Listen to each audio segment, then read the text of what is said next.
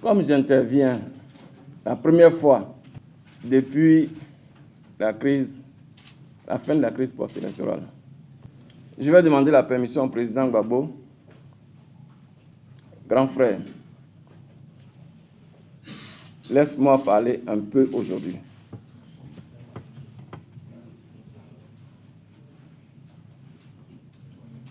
J'entends souvent, il a trahi, il a fait ceci, cela.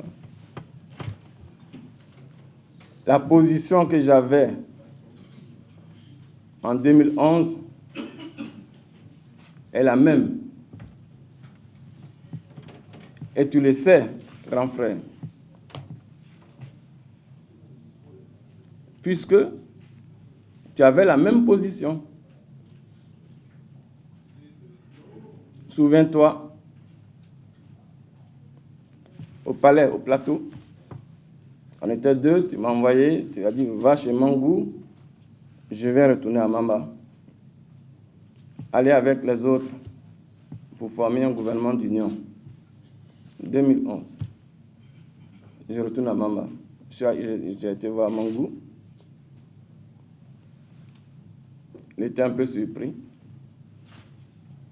Il a dit, bon, c'est tellement subi qu'il veut avoir un peu de temps pour y réfléchir.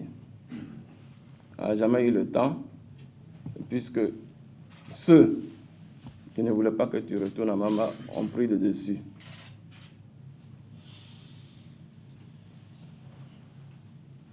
Tu as essayé quand même de continuer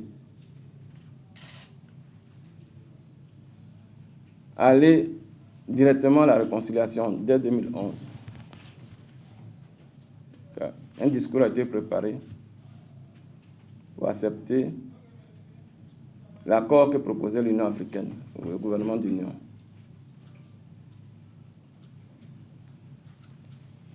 Et tu te souviens que quand tu faisais le tour dans nos réunions pour demander qui était pour ou contre l'accord de l'Union africaine, dès que tu arrivais à mon niveau, tu dis, toi, je connais ta position, et tu passais. C'est la même position que j'ai continué d'avoir jusqu'à aujourd'hui. Et à l'époque, tout le gouvernement à Kengbo avait la même position. Seulement, des militants très puissants n'avaient pas cette position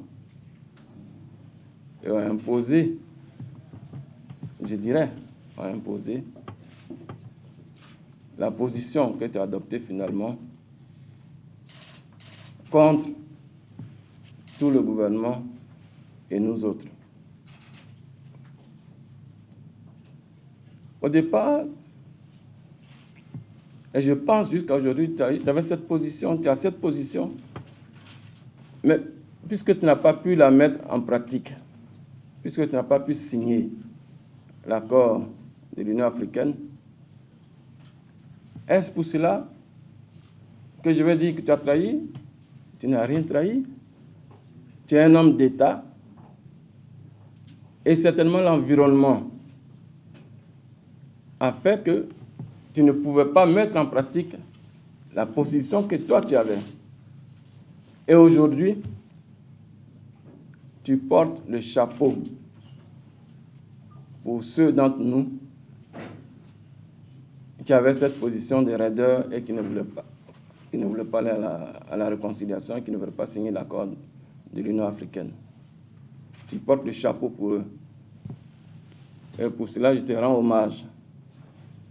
Parce que tu fais preuve d'une telle grandeur d'âme que tu te sacrifies pour certains de tes collaborateurs qui tenaient coûte que coûte à cette position. Je te rends vraiment hommage pour cela. Te connaissant, tu serais allé à Mama puisque tu n'as rien à faire à la CPI. Et parfois, quand j'entends tes messages Certains messages disent que si telle personne tient, je tiens. Je suis peut-être un des rares à décrypter ce message, puisque je sais au fond ce que tu veux dire. Récemment, tu as dit à Geneviève Brogrebe que tu veux l'union de tous en Côte d'Ivoire et dans la sous-région. C'est ça ta vraie position.